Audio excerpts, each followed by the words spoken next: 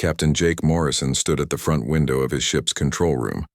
His hands were behind his back as he watched the stars change from long white lines back to tiny dots of light.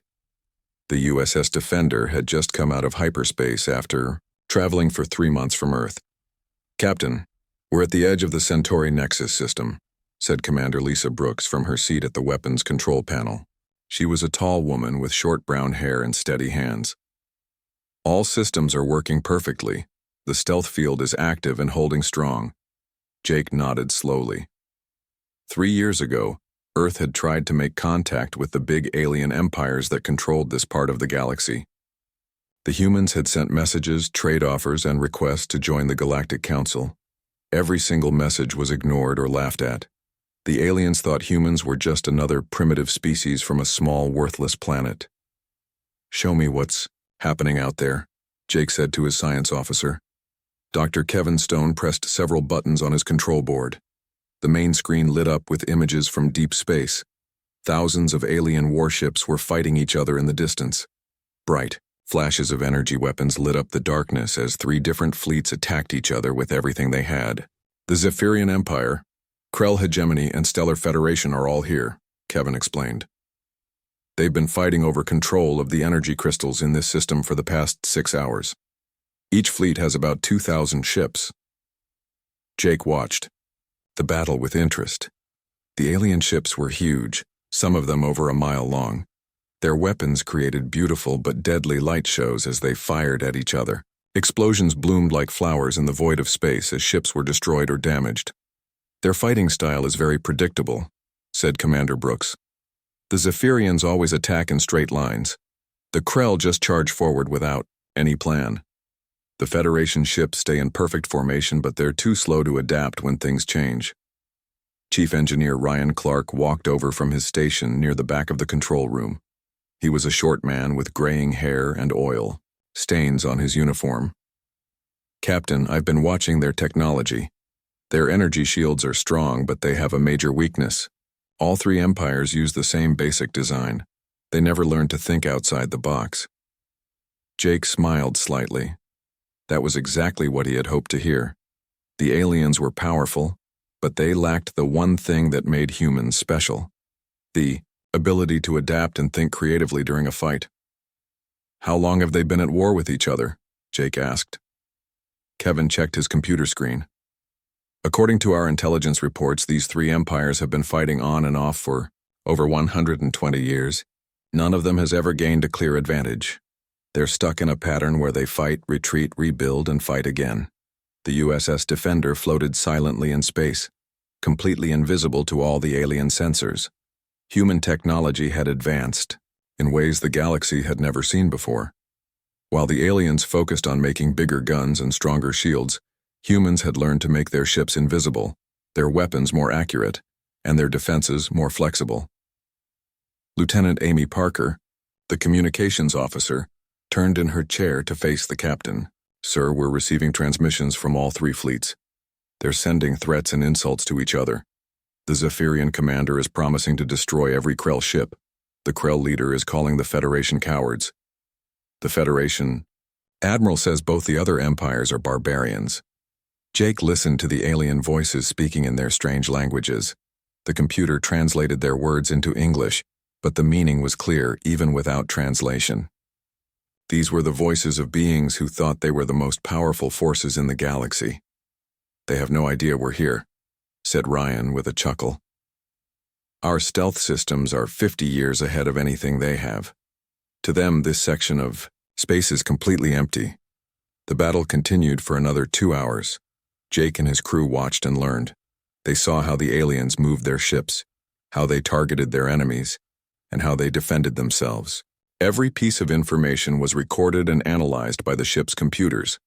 Dr. Stone made notes about the alien weapons and shields.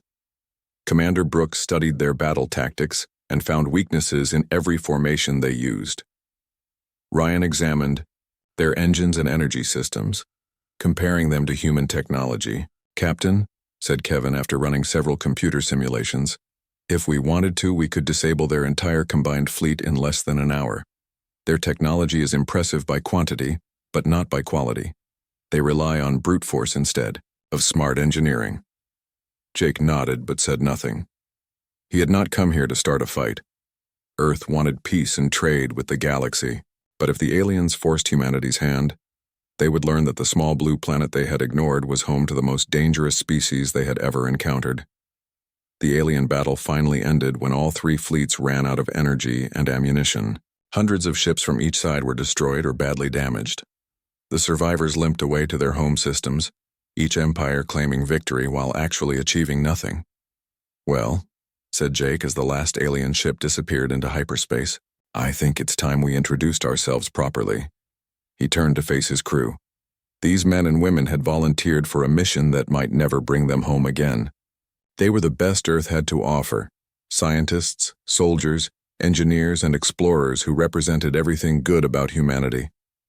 "Prepare to send a message to all three empires," Jake ordered. "It's time they learned that Earth is not going to be ignored anymore." The space battle finally ended after 12 long hours. Broken ships drifted in the darkness like dead metal whales. The three alien fleets pulled back to safe distances, counting their losses and treating their wounded. None of them had won. All of them had lost thousands of good soldiers and hundreds of expensive warships. Captain Jake Morrison watched the retreating fleets through the main screen of the USS Defender. His ship remained hidden in the shadows between two small moons, invisible to all the alien sensors. The humans had seen everything. They knew how the aliens fought, what weapons they used, and most importantly, how they thought. "Sir, should we head home now?" asked Commander Lisa Brooks from her position at the weapons station. She was tired after watching the long battle, but her eyes stayed sharp and ready. Jake shook his head slowly. "No, Lisa. We came here to make contact. Earth needs allies, and these three empires control most of this part of the galaxy. We have to try talking to them first."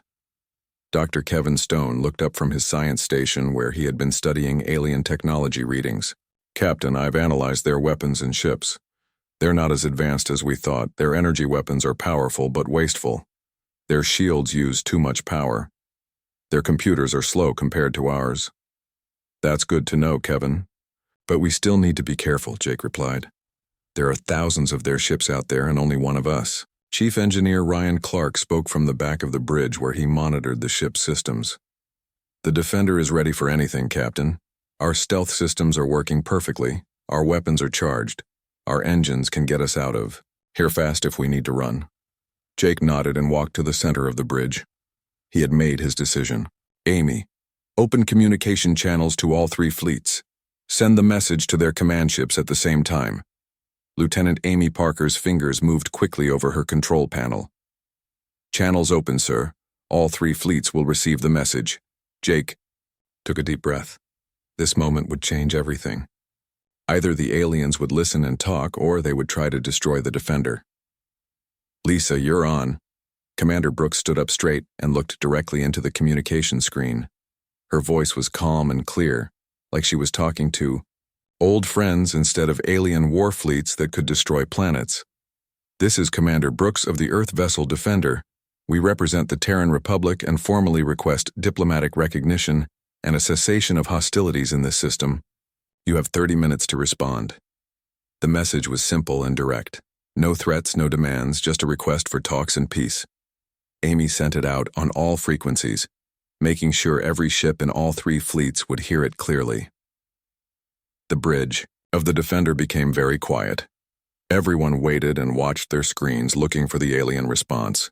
Jake knew that the next few minutes would decide if humanity joined the galaxy as friends or enemies. The first response came from the Zephyrian Empire. Supreme Chancellor Vextar appeared on the screen, his blue skin dark with anger and his four eyes burning with rage. He was tall and thin, wearing a uniform covered in medals and symbols of power. "Primitive mammals!"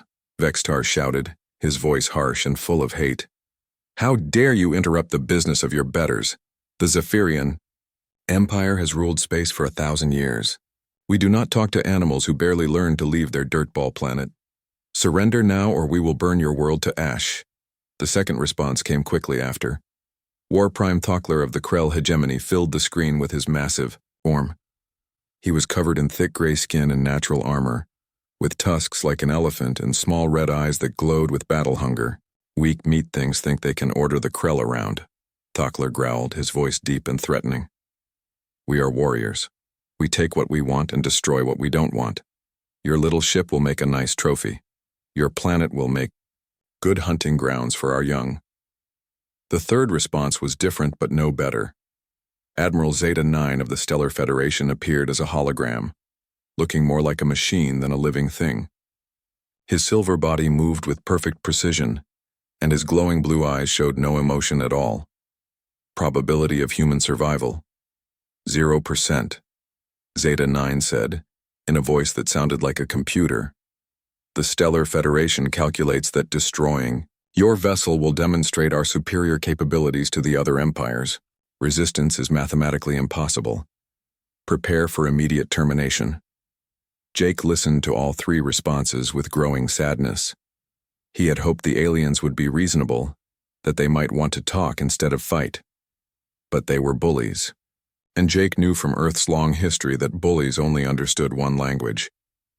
The three alien fleets began moving toward the Defenders' last known position. Hundreds of ships from each empire, their weapons charging and their engines burning. Bright in the darkness, they thought they were hunting one small human ship that had been foolish enough to challenge them. They had no idea what was really coming for them. Captain, Commander Brooks said quietly, all three fleets are converging on our position. They'll be in weapons range in 15 minutes. Jake nodded and walked back to his command chair. He sat down slowly, his face serious but calm. Well, we tried the peaceful way first. Amy, send a message to Earth Command. Tell them we're about to show the galaxy what happens when someone threatens humanity. Message sent, sir, Amy replied. Ryan, bring all systems to full power. Kevin, I want complete scans of every ship heading our way. Lisa, unlock all weapons and prepare for combat. The bridge came alive with activity as the crew prepared for battle. Jake looked at the approaching alien fleets on his screen and felt sorry for them. They thought they were the strongest powers in the galaxy. They were about to learn they were wrong.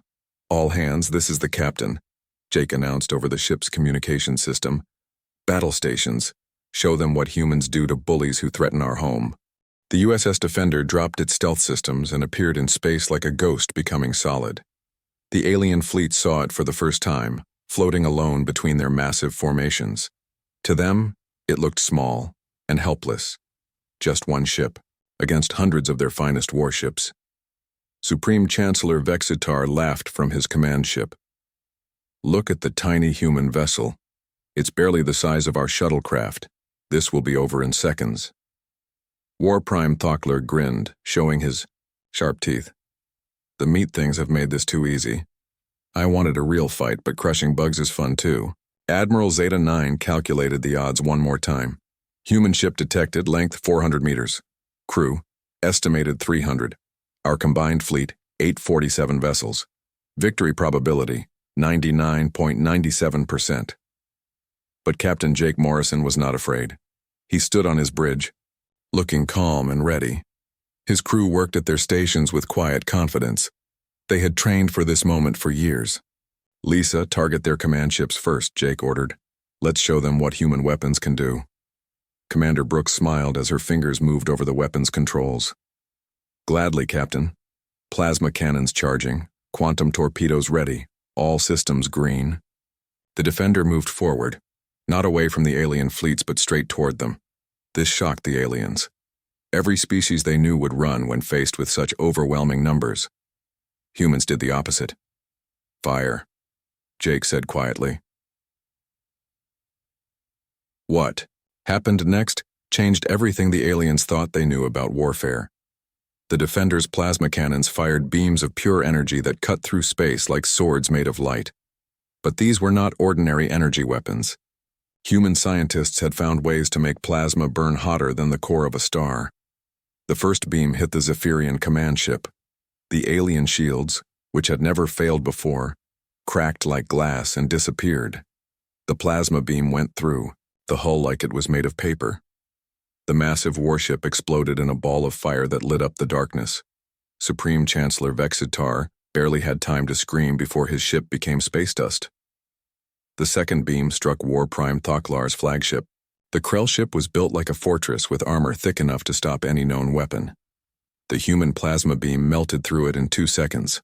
Thoklar died still trying to understand how his perfect armor had failed. The third beam found Admiral Zeta-9's vessel. The Stellar Federation ship had the most advanced computers and defense systems in the galaxy.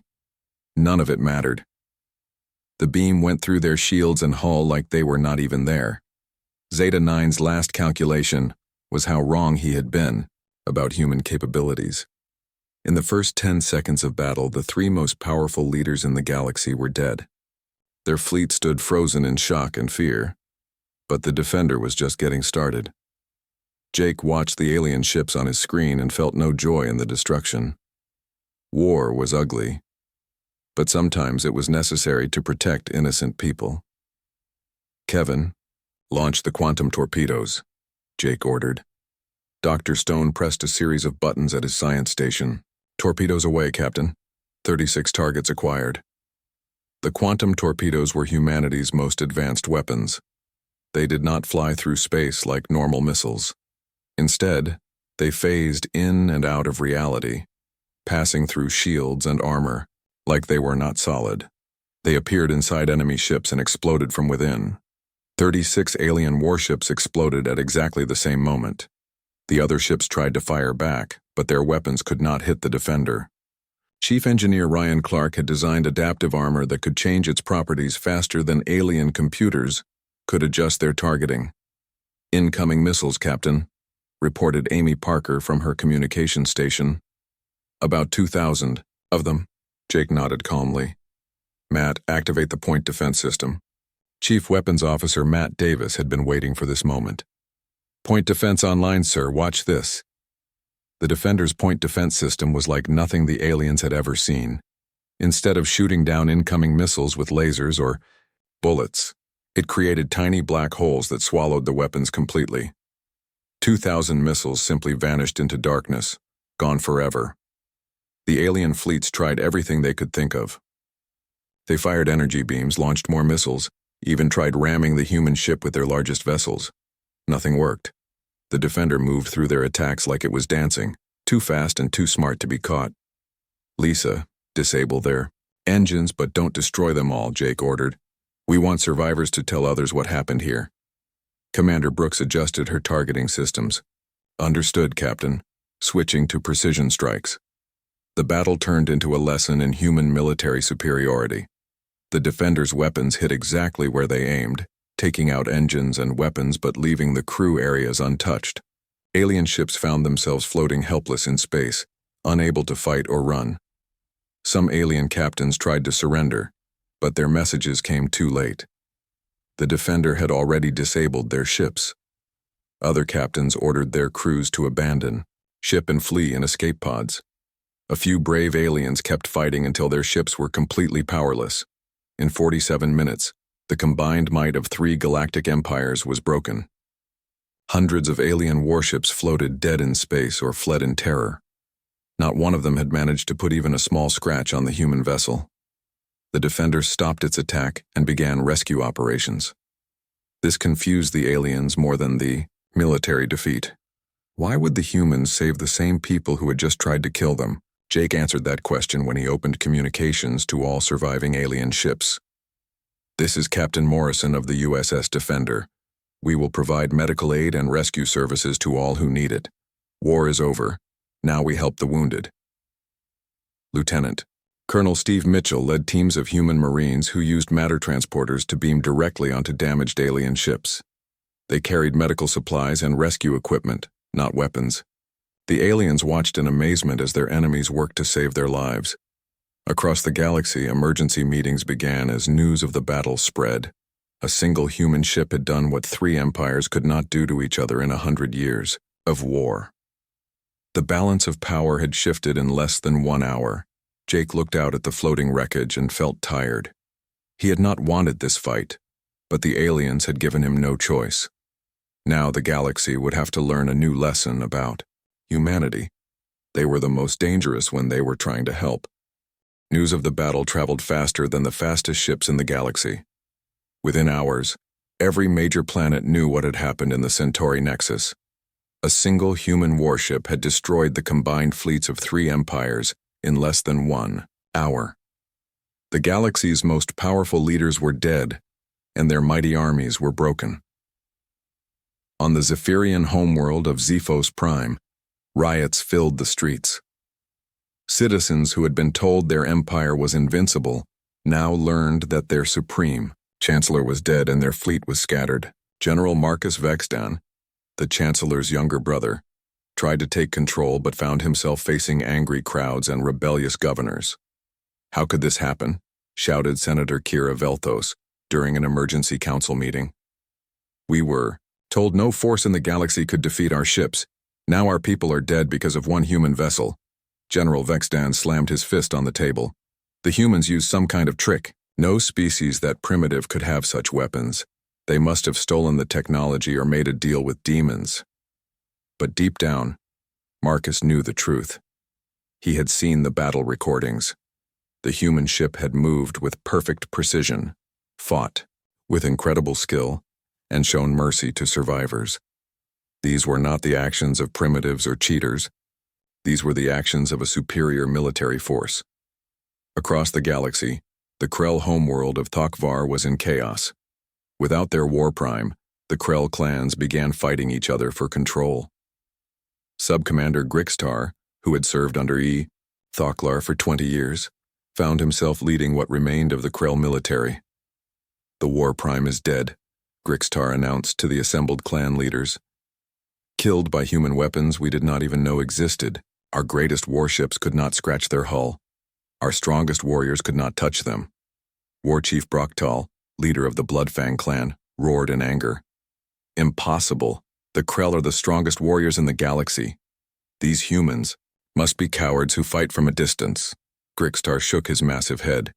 "I have seen the recordings, Brocktal. The human ship came straight at us. No fear, no hesitation.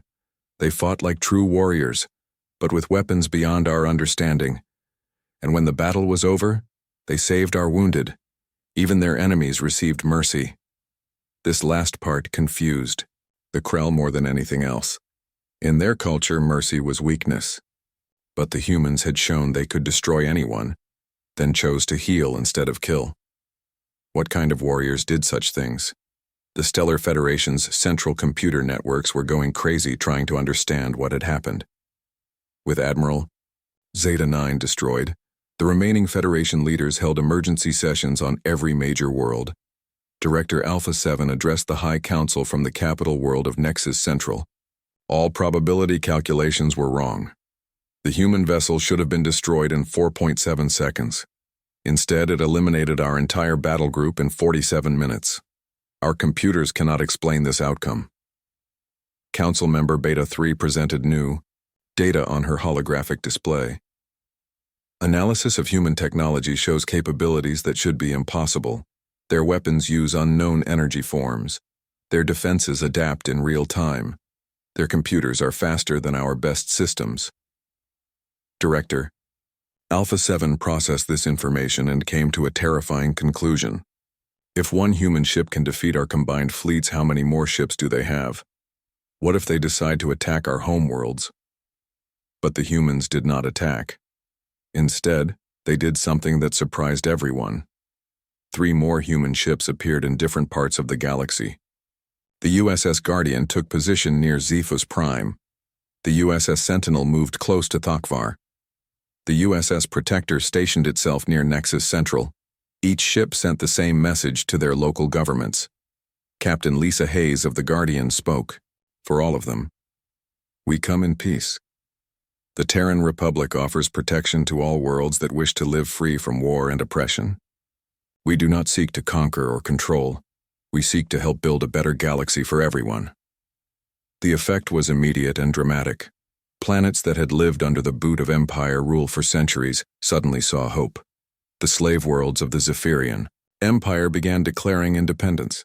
Species that had been forced to serve the Krell started forming their own governments. Federation worlds broke away from central control and asked for human protection. Captain Jake Morrison, now promoted to Admiral, received thousands of messages every day. Planetary governors, trade companies, and even small pirate groups all wanted to make deals with humanity. They offered resources, information, and loyalty in exchange for protection from the old empires. "Sir, we're getting requests from over 400 worlds," reported Commander Brooks, who had been promoted to captain and given her own ship. "They all want Earth's protection. Some are offering to pay tribute. Others want to join our republic." Jake sat in his new office aboard the command station that Earth had built in the Centauri Nexus. "What's the situation with the three empires?" Dr. Stone, now serving as Earth's chief intelligence officer, pulled up a holographic map of the galaxy. "The Zephyrians have lost control of 60% of their territory. Their military is split between 3 different generals who all claim to be the new Supreme Chancellor. The Krell clans are fighting civil wars on a dozen worlds. The Federation has fragmented into independent systems that don't trust each other." Jake nodded slowly. "And what about the people? The ordinary citizens on all these worlds?" "That's the interesting part," Dr. Stone replied. "Most of them are celebrating. They see us as liberators, not conquerors. For the first time in centuries, they believe they can live without fear." Chief Engineer Ryan Clark entered the office carrying a datapad full of technical reports. "Admiral, I have the readiness report on our new ships. The shipyards on Luna are working day and night. We'll have 20 more vessels like the Defender within 6 months." Jake looked out the window at the stars and thought about what humanity had accomplished in such a short time. They had not started this war, but they had finished it. Now they faced a bigger challenge: how to help billions of people build a better life among the stars. "Send a message to all human ships," Jake ordered. "Tell them to continue protecting civilian populations and maintaining peace. And send another message to Earth. Tell President Miller that the galaxy is ready to listen to what humanity has to say." The age of empires was ending. The age of humanity had begun. 6 months after the battle that changed everything, Admiral Jake Morrison stood on the observation deck of Earth's newest space station orbiting Luna. Through the clear walls, he could see dozens of ships from hundreds of different worlds. Alien species that had been enemies for centuries now worked together, building a future none of them had thought possible. Today was the day of the great signing, when representatives from across the galaxy would come together to create new rules for living in peace. The old empires were gone, but something better was taking their place. President Kate Miller of Earth arrived on the station with a small group of advisors. She was a calm woman in her 50s who had led humanity through its first contact with alien civilizations. Unlike the old empire leaders, she did not wear fancy uniforms or demand people bow to her. She dressed simply and treated everyone with respect. "Admiral Morrison," President Miller said as she shook Jake's hand. "Are we ready for this?" Jake nodded and looked out at the gathering ships. "As ready as we can be, Madam President. It's been quite a journey to get here." The main conference room was filled with beings from over 300 worlds. Some breathed oxygen like humans. Others needed special suits or tanks. A few appeared only as holograms because their bodies could not survive in normal atmosphere. But they were all here for the same reason: to build a galaxy where everyone could live free. General Marcus Vextan represented what remained of the Zephyrian Empire. He looked much older than 6 months ago, his blue skin pale and his 4 eyes, tired from months of fighting civil wars and rebellions. He had begged Earth for help in stopping the violence on Zephyrian worlds. "President Miller," Marcus said as he approached the human leader, "I want to thank your people for protecting our civilians. Without your ships, millions of innocent Zephyrians would have died in the fighting." President Miller smiled kindly. "We protect all innocent people, General. That's what civilized beings do for each other."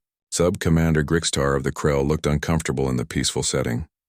The massive warrior was used to settling problems with strength and violence. Learning to solve disputes with words and agreements was difficult for him and his people. "Human President," Grixtar said in his deep, growling voice, "the Krell clans have agreed to your terms. We will stop our raiding and become protectors instead of destroyers. But this is very hard for us. Fighting is all we have ever known." President Miller put her small human hand on the Krell's armored arm. "Change is always hard, Sub-Commander, but your people are strong. You can learn to use that strength to help others instead of hurting them. Director Alpha 7 of the former Stellar Federation presented the humans with detailed calculations and predictions. Our computers have analyzed the proposed galactic accords.